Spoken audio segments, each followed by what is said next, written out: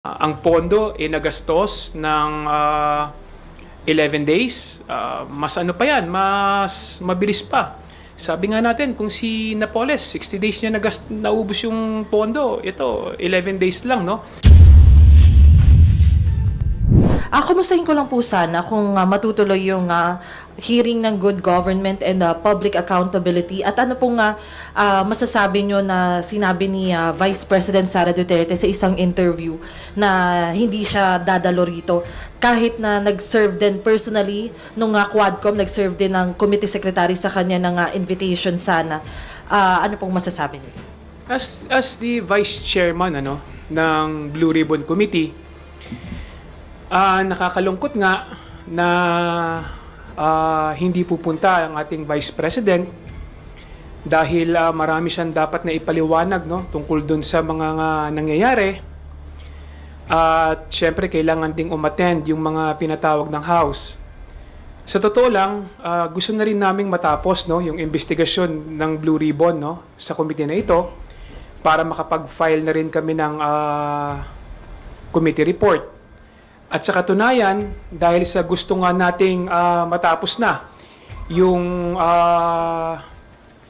hearing sa committee na ito, kami sa Blue Ribbon Committee at saka sa Quadcom, aming binibigyan na importansya na kailangan dumating yung mga ipinatawag natin. Lalong-lalo na pati yung mga pumirma ng mga acknowledgement receipt. So, nag-usap-usap kami, voluntaryo na magbibigay kami ng pabuya ng 1 million pesos sa kung sino mang makakapagsabi o makakapagbigay ng impormasyon kung sino si Mary Grace Piatos. So kami sa committee ng Blue Ribbon at saka sa Quad Committee, nagboluntaryo kami na mag-produce ng 1 million kung sino man ang makapagbibigay ng impormasyon patungkol kay Mary Grace Piatos at least para maka-attend siya sa hearing.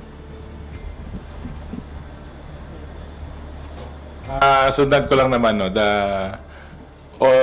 napakadami na pong imbitasyon lalo sa mga sumusunod naman po sa ating hearings. We've been lenient enough, nabigay na pong imbitasyon, meron na pong mga orders for the resource person. So nag-aantay pa rin po tayo. We've shown that the House has been fair and the committee has been doing its job with lahat na po ng klaseng diligence binibigay naman po namin sa karespeto. So, it's about time na they attend and they explain ito pong mga anomalya na nangyayari. Itong sabi nga ni Congressman Jay, isama mo na rin si Chippy McDonald. Saka sino pa ba yung mga fictitious na tao na mention niya? Siyempre, yung pinakasikat, si Mary Grace Piatos, na patuloy po nating hinahanap para mapaliwanag po yung mga acknowledgement receipts na andyan na po na, kumbaga nag-trending na yun. So, but again, the committee is doing its work. Tuloy lang po kami kasi gusto na rin po namin na matapos na rin yung investigasyon at patapos na rin po ang session namin. May mga ilang araw na lang po. In addition, napaka-importante kasi na maipakita natin kung sino ba talaga yung mga taong tumanggap ng pondo o pera galing sa confidential fund ng Office of the Vice President. Kasi sinasabi ni VP Sara na peke daw yung mga acknowledgement receipt na ipinakita sa hearing. Itong mga acknowledgement receipt na ito galing po ito ng Commission on Audit, at sinabi nga ng Commission on Audit na ito yung mga ipinasa na acknowledgement receipt ng Office of the Vice President. So paano mo sasabihin na ito ay mga peke? Ang pondo nagastos ng 11 days, mas ano pa yan, mas mabilis pa. Sabi nga natin, kung si Napoles, 60 days niya naubos yung pondo, ito, 11 days lang, So, kinakailangan talaga natin, yan yung kahalagahan na malaman natin kung ano yung katotohanan At napaka-importante na yung mga tao mismo na tumanggap ng pondo, pumirma sa acknowledgement receipt, makausap din at umattend ng hearing. No? At isa na nga dito, si Mary Grace Piatos. Kaya nga nag-usap-usap kami ng mga miyembro ng Quad at saka ng Blue Ribbon para mag-come up ng 1 million para ibigay kung sino man ang may alam ng kinaroroonan ni Mary Grace Piatos. Opo. Kung quick follow-up lang po about dun sa good government hearing, may balita rin po ba kay OVP Chief of Staff Yusek Zuleika Lopez? Kasi sa letter niya ang kanyang balik November 14. Are we hoping na sa next hearing natin ay makakadalo na siya? Do we have a new invitation na sent to Yusek Lopez office? Yung reply letter naman niya nandun na she indicated na she will be back sa yung oras na na-mention mo, sa 14. Pero kailangan niya pong i-honor yon kasi napakahalaga niya po sa mga hearings na to, no? Kasi siya po ang nagre-release mas marami po siyang masasagot na importanteng mga katanungan and hopefully she would shed light dito sa mga anomalya na nahanap po ng Good Government Committee. Salamat. Ang balita ng committee is dumating na siya. Actually, November 14, ang balita ng ating committee, dumating na siya. So, ini-expect natin sa Wednesday, attend siya. Dahil nga nakatanggap na siya ng subpoena, no? So, ini-expect natin na susunod siya sa imbitasyon ng komite at magpapakita na at least para magbigay linaw patungkol dun sa paggastos ng Office of the Vice President ng kanyang confidential fund.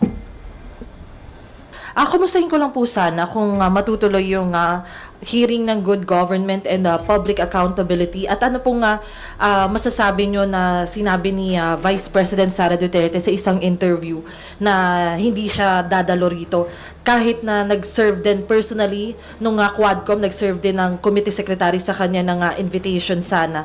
Ano pong masasabi niyo? As the Vice Chairman ng Blue Ribbon Committee, nakakalungkot nga na hindi pupunta ang ating Vice President dahil marami siyang dapat na ipaliwanag tungkol dun sa mga nangyayari. At syempre kailangan ding umattend yung mga pinatawag ng House. Sa totoo lang, gusto na rin naming matapos yung investigasyon ng Blue Ribbon sa committee na ito para makapag-file na rin kami ng committee report. At sa katunayan, dahil sa gusto nga nating matapos na yung hearing sa committee na ito, kami sa Blue Ribbon Committee at saka sa Quadcom,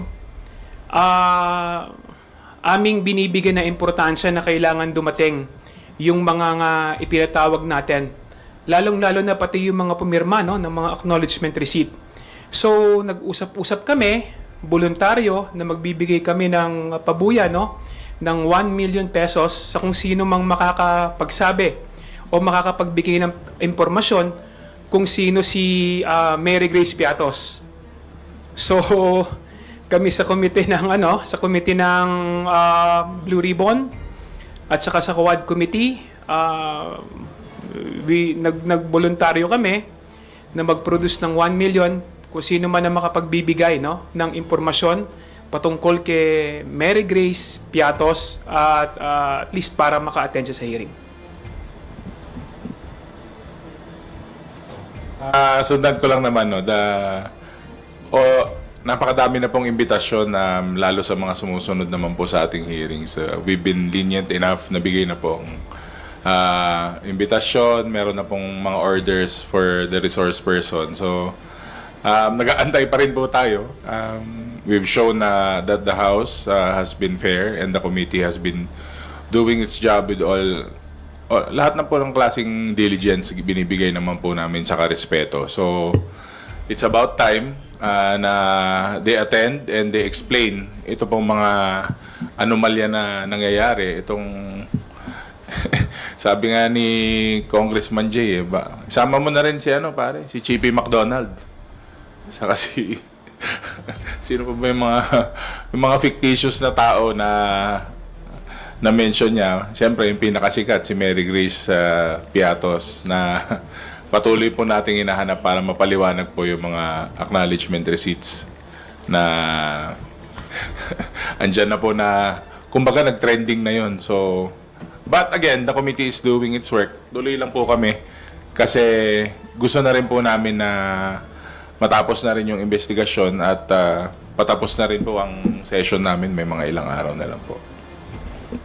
In addition, napaka-importante kasi na maipakita natin kung sino ba talaga yung mga taong tumanggap ng pondo o pera galing sa confidential fund ng Office of the Vice President.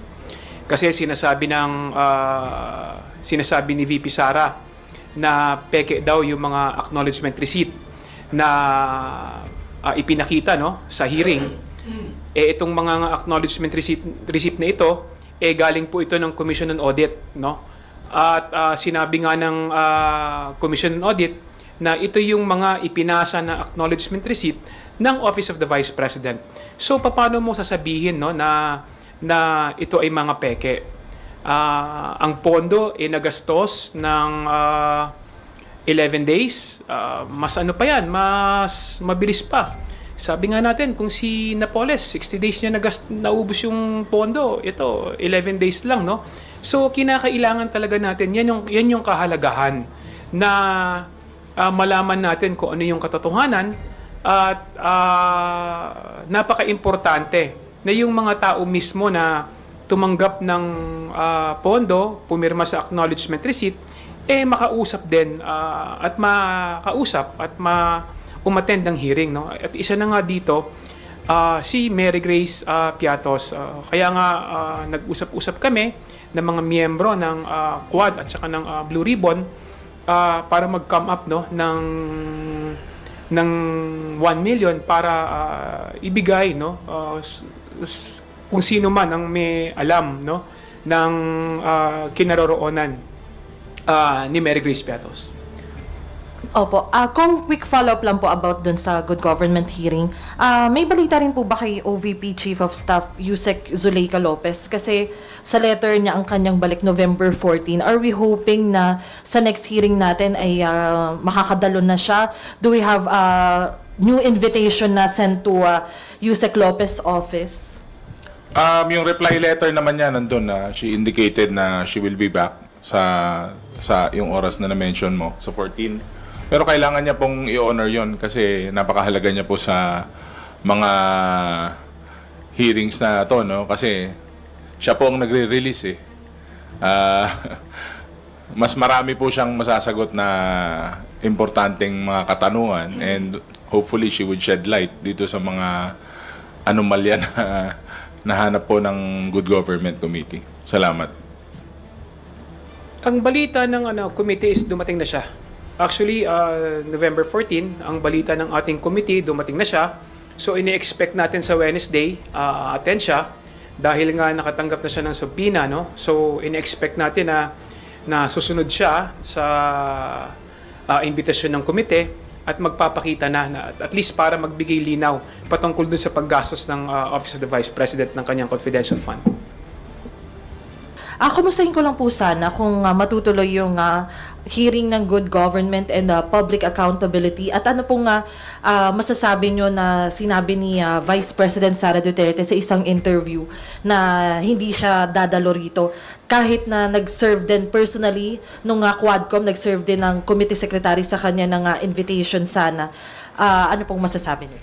As the Vice Chairman ng Blue Ribbon Committee, nakakalungkot nga na hindi pupunta ang ating Vice President dahil marami siyang dapat na ipaliwanag tungkol dun sa mga nangyayari.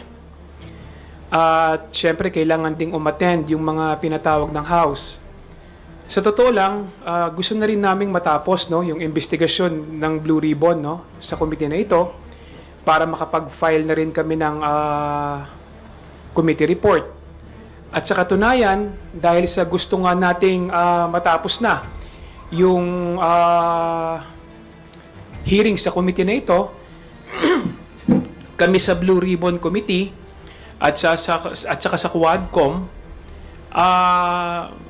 aming binibigyan na importansya na kailangan dumating yung mga ipinatawag natin. Lalong-lalo na pati yung mga pumirma, no, ng mga acknowledgement receipt. So, nag-usap-usap kami, voluntaryo, na magbibigay kami ng pabuya, no, ng 1 million pesos sa kung sino mang makakapagsabi o makakapagbigay ng impormasyon kung sino si Mary Grace Piatos. So, kami sa committee ng Blue Ribbon at saka sa Quad Committee, nagboluntaryo kami na mag-produce ng 1 million kung sino man ang makapagbibigay, no, ng impormasyon patungkol kay Mary Grace Piatos at least para maka-attend siya sa hearing. Sundan ko lang naman, no, napakadami na pong imbitasyon, lalo sa mga sumusunod naman po sa ating hearings. We've been lenient enough na bigay na pong imbitasyon, meron na pong mga orders for the resource person. So, nag-aantay pa rin po tayo. We've shown that the House has been fair and the committee has been doing its job with lahat na po ng klaseng diligence binibigay naman po namin sa karespeto. So, it's about time na they attend and they explain ito pong mga anomalya na nangyayari. Itong sabi nga ni Congressman Jay, isama mo na rin si si Chippy McDonald. Saka sino pa ba yung mga fictitious na tao na mention niya. Siyempre, yung pinakasikat, si Mary Grace Piatos, na patuloy po nating hinahanap para mapaliwanag po yung mga acknowledgement receipts na andyan na po na, kumbaga, nag-trending na yun. So, but again, the committee is doing its work. Tuloy lang po kami kasi gusto na rin po namin na matapos na rin yung investigasyon at patapos na rin po ang session namin. May mga ilang araw na lang po. In addition, napaka-importante kasi na maipakita natin kung sino ba talaga yung mga taong tumanggap ng pondo o pera galing sa confidential fund ng Office of the Vice President. Kasi sinasabi ni VP Sara na peke daw yung mga acknowledgement receipt na ipinakita, no, sa hearing. Itong mga acknowledgement receipt na ito, galing po ito ng Commission on Audit, no? At sinabi nga ng Commission on Audit na ito yung mga ipinasa na acknowledgement receipt ng Office of the Vice President. So paano mo sasabihin, no, na ito ay mga peke? Ang pondo ay nagastos ng 11 days. Mas ano pa yan, mas mabilis pa. Sabi nga natin, kung si Napoles, 60 days niya naubos yung pondo. Ito, 11 days lang, no? So, kinakailangan talaga natin, yan yung kahalagahan na malaman natin kung ano yung katotohanan at napaka-importante na yung mga tao mismo na tumanggap ng pondo, pumirma sa acknowledgement receipt, makausap din at umattend ng hearing, no? At isa na nga dito, si Mary Grace Piatos. Kaya nga nag-usap-usap kami ng mga miyembro ng Quad at saka ng Blue Ribbon para mag-come up, no, ng 1 million para ibigay, no, kung sino man ang may alam, no, ng kinaroroonan ni Mary Grace Piatos. Opo. Kung quick follow-up lang po about dun sa Good Government hearing, may balita rin po ba kay OVP Chief of Staff Yusek Zuleika Lopez? Kasi sa letter niya ang kanyang balik November 14. Are we hoping na sa next hearing natin ay makakadalo na siya? Do we have a new invitation na sent to Yusek Lopez office? Yung reply letter naman niya nandun na she indicated na she will be back sa yung oras na na-mention mo, sa 14. Pero kailangan niya pong i-honor yon kasi napakahalaga niya po sa mga hearings na to, no? Kasi siya po ang nagre-release eh. Ah, mas marami po siyang masasagot na importanteng mga katanungan, and hopefully she would shed light dito sa mga anomalya na nahanap po ng Good Government Committee. Salamat. Ang balita ng committee is dumating na siya. Actually, November 14, ang balita ng ating committee, dumating na siya. So, ini-expect natin sa Wednesday, attend siya. Dahil nga nakatanggap na siya ng subpoena, no? So, ini-expect natin na susunod siya sa imbitasyon ng komite at magpapakita na at least para magbigay linaw patungkol dun sa paggastos ng Office of the Vice President ng kanyang confidential fund. Kumustahin ko lang po sana kung matutuloy yung hearing ng good government and public accountability at ano pong masasabi nyo na sinabi ni Vice President Sara Duterte sa isang interview na hindi siya dadalo rito kahit na nag-serve din personally nung Quadcom, nag-serve din ng committee secretary sa kanya ng invitation sana. Ano pong masasabi niyo? As the Vice Chairman ng Blue Ribbon Committee, nakakalungkot nga na hindi pupunta ang ating Vice President dahil marami siyang dapat na ipaliwanag tungkol dun sa mga nangyayari. At syempre kailangan ding umattend yung mga pinatawag ng House. Sa totoo lang, gusto na rin naming matapos yung investigasyon ng Blue Ribbon sa committee na ito para makapag-file na rin kami ng committee report. At sa katunayan, dahil sa gusto nga nating matapos na yung hearing sa committee na ito, kami sa Blue Ribbon Committee at saka sa Quadcom, aming binibigyan na importansya na kailangan dumating yung mga ipinatawag natin. Lalong-lalo na pati yung mga pumirma ng mga acknowledgement receipt. So, nag-usap-usap kami, voluntaryo, na magbibigay kami ng pabuya ng 1 million pesos sa kung sino mang makakapagsabi o makakapagbigay ng impormasyon kung sino si Mary Grace Piatos. So, kami sa committee ng Blue Ribbon at saka sa Quad Committee,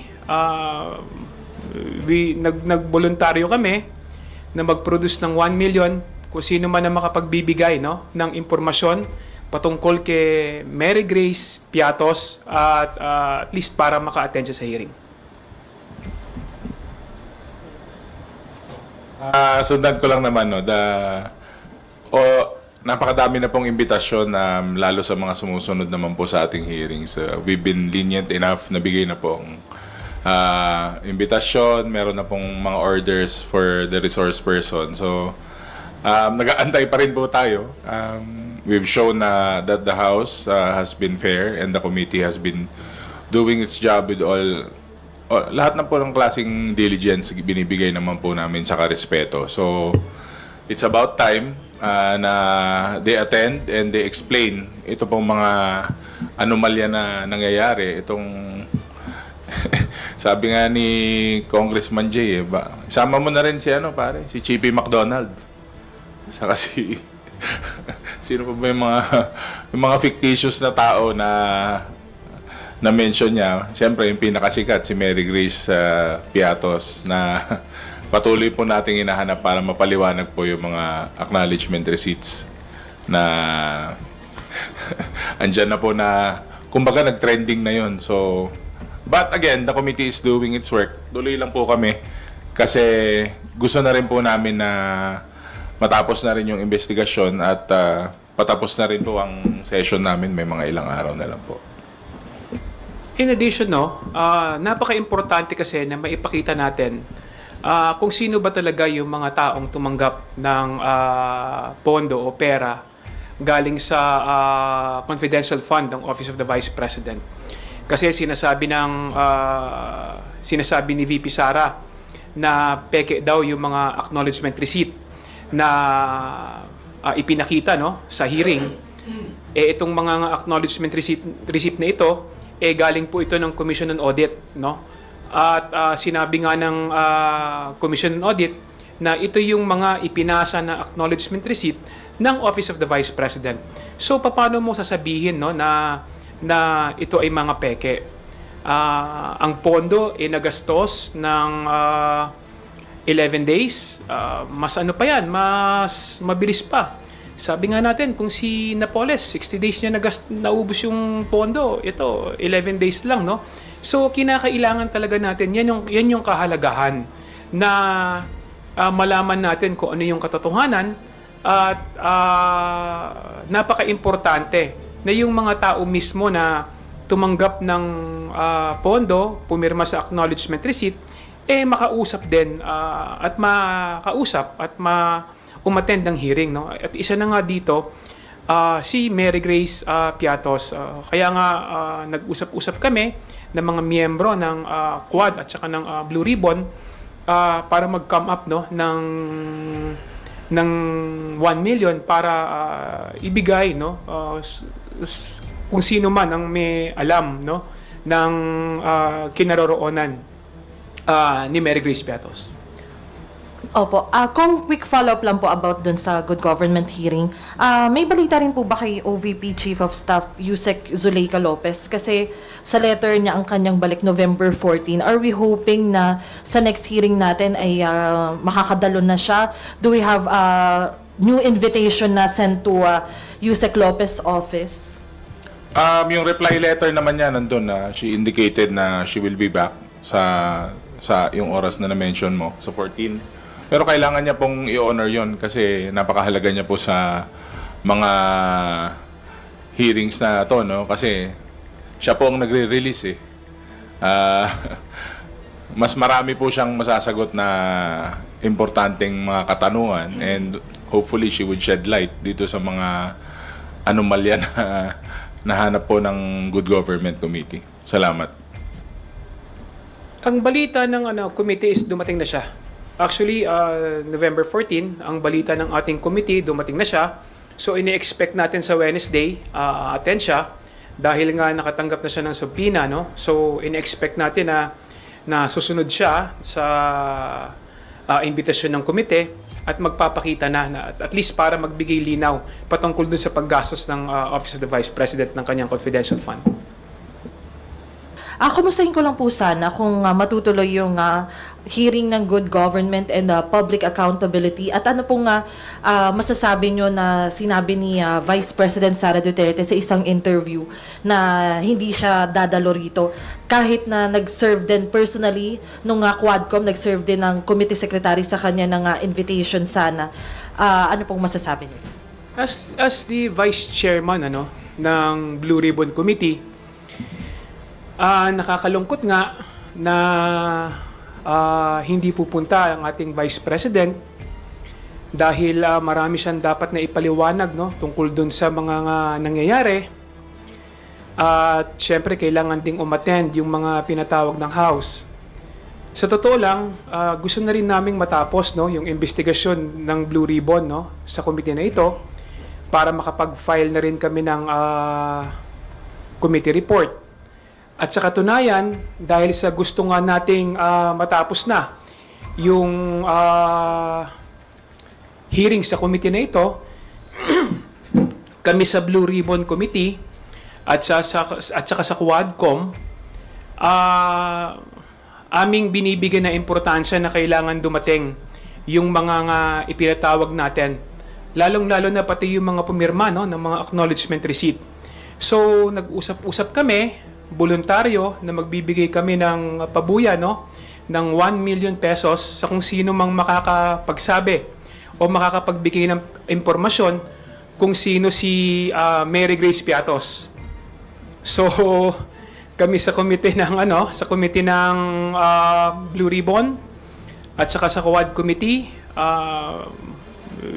nagboluntaryo kami na mag-produce ng 1 million kung sino man ang makapagbibigay, no, ng impormasyon patungkol kay Mary Grace Piatos at least para maka-attend siya sa hearing. Sundan ko lang naman, no,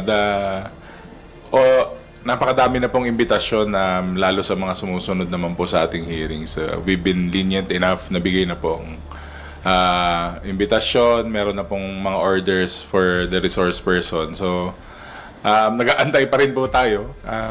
We've shown na that the House has been fair and the committee has been doing its job with lahat na po ng klaseng diligence binibigay naman po namin sa karespeto. So, it's about time na they attend and they explain ito pong mga anomalya na nangyayari. Itong sabi nga ni Congressman Jay, isama mo na rin si si Chippy McDonald.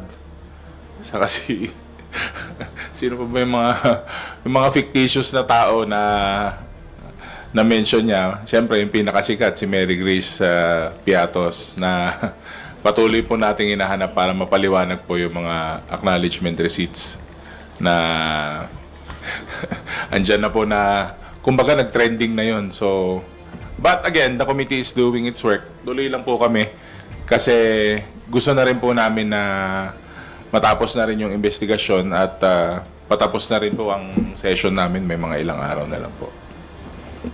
In addition, napaka-importante kasi na maipakita natin kung sino ba talaga yung mga taong tumanggap ng pondo o pera galing sa confidential fund ng Office of the Vice President. Kasi sinasabi ni VP Sara na peke daw yung mga acknowledgement receipt na ipinakita sa hearing. Itong mga acknowledgement receipt na ito, galing po ito ng Commission on Audit, At sinabi nga ng Commission on Audit na ito yung mga ipinasa na acknowledgement receipt ng Office of the Vice President. So paano mo sasabihin na ito ay mga peke? Ang pondo nagastos ng 11 days, mas mas mabilis pa. Sabi nga natin, kung si Napoles, 60 days niya naubos yung pondo. Ito, 11 days lang, So, kinakailangan talaga natin, yan yung kahalagahan na malaman natin kung ano yung katotohanan at napaka-importante na yung mga tao mismo na tumanggap ng pondo, pumirma sa acknowledgement receipt, makausap din at umattend ng hearing, At isa na nga dito, si Mary Grace Piatos.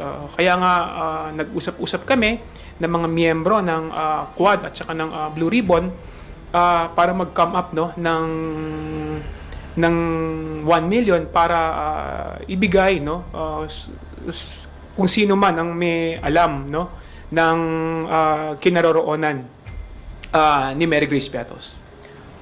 Opo. Kung quick follow-up lang po about dun sa good government hearing, may balita rin po ba kay OVP Chief of Staff Yusek Zuleika Lopez? Kasi sa letter niya ang kanyang balik November 14. Are we hoping na sa next hearing natin ay makakadalo na siya? Do we have a new invitation na sent to Yusek Lopez office? Yung reply letter naman niya nandun na she indicated na she will be back sa yung oras na na-mention mo, sa 14. Pero kailangan niya pong i-honor yon kasi napakahalaga niya po sa mga hearings na to, Kasi siya po ang nagre-release mas marami po siyang masasagot na importanteng mga katanungan and hopefully she would shed light dito sa mga anomalya na nahanap po ng Good Government Committee. Salamat. Ang balita ng committee is dumating na siya. Actually, November 14, ang balita ng ating committee, dumating na siya. So, ini-expect natin sa Wednesday, attend siya. Dahil nga nakatanggap na siya ng subpoena, So, ini-expect natin na susunod siya sa imbitasyon ng komite at magpapakita na at least para magbigay linaw patungkol dun sa paggastos ng Office of the Vice President ng kanyang confidential fund.